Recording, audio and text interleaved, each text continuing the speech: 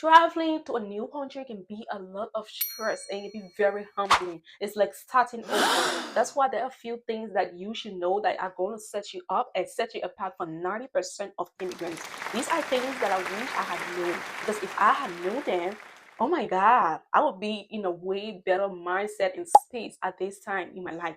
But yeah, it's still not too late. That's why I've jotted down a few of these things that are going to be helpful to you.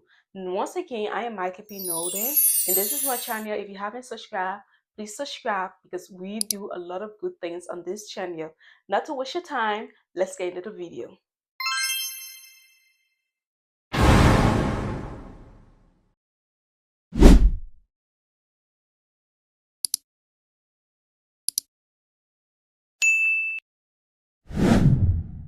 Number one is time management. I remember when I first came to America, I used to complain and cry because I didn't know how my day was going. All I do is go to work and then come home and study. That was all. And then you won't even realize how fast the time goes. Time is money, and in America, things move fast. You don't want to spend your entire life just working for the money. You need time to spend the money, enjoy the money as well. Which brings me to my next point: money management.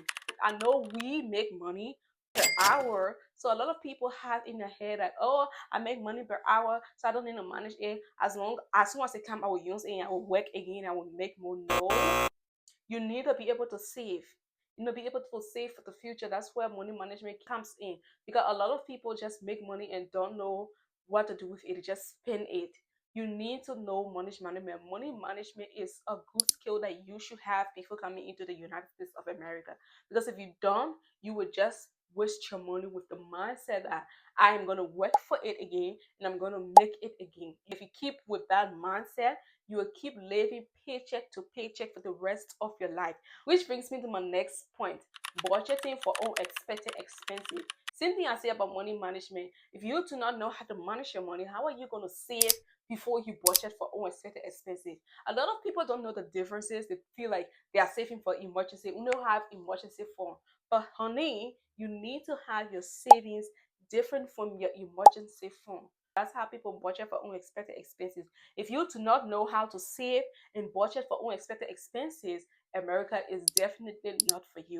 Because with the mindset that, oh, I'm going to use the money and also I'm going to make it next time, you are going to keep living paycheck to paycheck. And when unexpected expenses comes in, you are not going to be able to pay or afford, even though you work 24 hours. Which brings me to my next point: balancing work and personal life.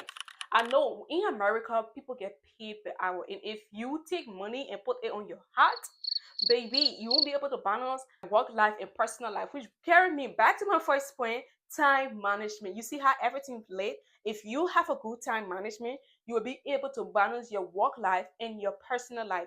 You cannot spend your entire day, your entire life just running after money. You need to be able to experience, you need to be able to add other things to your life, because life is not about making the money alone. You won't live a satisfactory life if you do not know how to balance between work life and personal life. Which brings me to my next point: the power of saying yes to new experiences. If you know how to balance your life, if you know how to balance work life and personal life, if you know how to manage your time and money, guess what, baby? Next is you having to say yes to new experiences, because you cannot grow in your comfort zone. You know, be able to go out of your comfort zone in order for you to grow. I'm not saying say yes to everything, but say yes to new experiences so that you can experience new things and then you can grow, because you don't grow in your comfort zone. Next is the power of networking. Now, how will you even say yes to new experiences? Who will ask you if you do not know how to network? I know America is a basic country and people get paid per hour, so nobody has the time to do long talk. That's why you need to be comfortable with short talks. You know, be comfortable with short conversation. You need to be able to network. You can network at work. You can network at the gym. Make sure to go out, experience life. That's where balancing personal life and work life comes in. Because once you are able to balance personal life and work life, in your personal life, you can then go out, meet people. And one thing about America, America is so good. They have networking events. They have a lot of places that you can meet people. You can go out. If you go out to the pool, you can meet people. If you go out to the gym, you can meet people. If you even go out to cook food to the supermarket, you can meet people. So anywhere you go, you can meet people. You just need to be comfortable with short talks because nobody have the time to do long conversation. With just a short talk, if you learn a master the art of networking, with just that short talk, you can have a new ally. And this is one thing that I wish I knew. I am still learning it, but I wish I knew this before coming to the United States of America because it was going to be very helpful to me. But now I will have 10, 20 friends. Like in the gym, I will have 10, 20 friends, but I am still struggling with it. I'm getting better. I'm getting there. I'm not yet there, but I'm getting there. Next is expecting less from people. People don't always show up the way you expect them to. That's why you should expect more from yourself and less from others. In America, people get paid per hour. So nobody have the time to please you.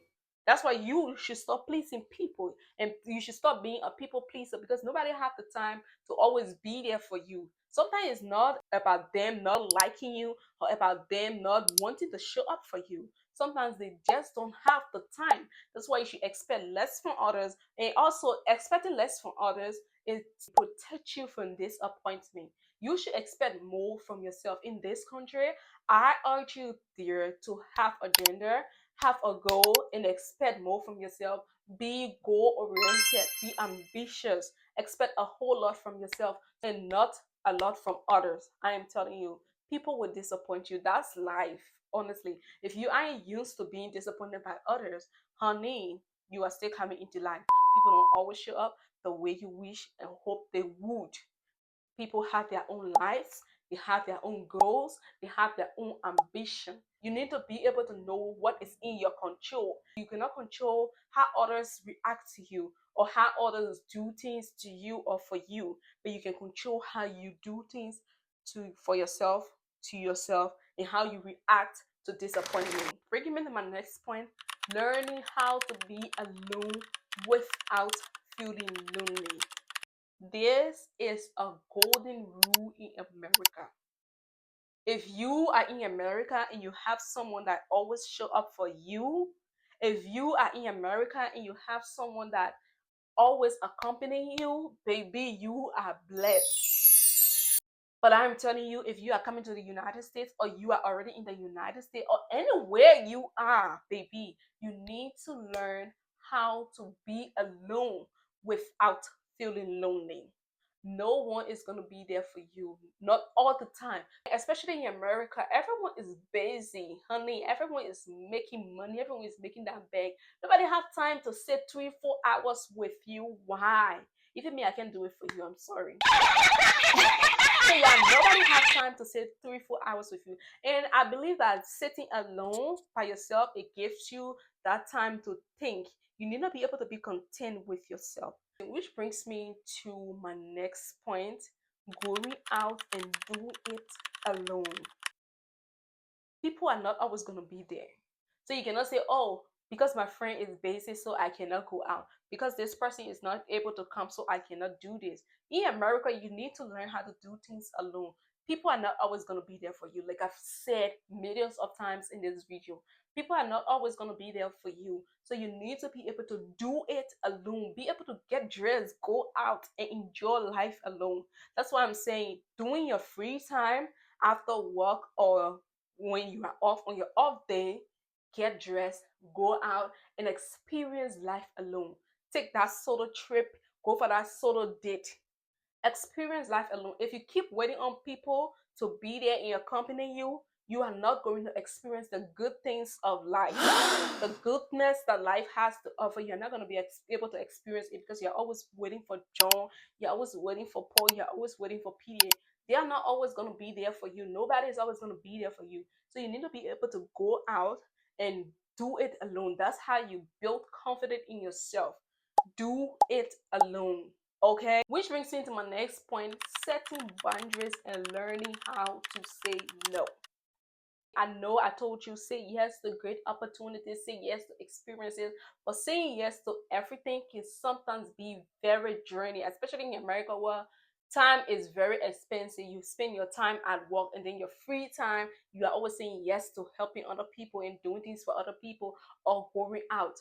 Sometimes you just need to rest. You should learn to say no to others as well as others will also say no to you. You should learn to also accept no. It's a it's a vice versa. You should also learn to accept no and learn to say no. Protect your peace. In America, that's one of the great things. I don't understand people that go above and beyond for others. Baby, no. America is a basic country, so saying no will protect your peace, will buy you a lot of time to think and do things alone. It's good for your mental and physical well-being.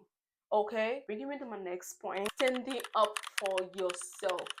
This country, oh my god, people would take advantage of you. It's not only this country, in this world, this generation that we are in as a whole, where people use people instead of things. They use people and value things. If you do not know how to stand up for yourself, honey, where are you going? You need to learn to stand up for yourself, because if you don't, people will walk all over you. They will do anything they want with you. So you need to be able to say no, stand up for yourself, defend yourself. Nobody is coming to rescue you. You are your rescuer, okay? Jesus has already done all the rescuing. It's now for you to rescue yourself, okay?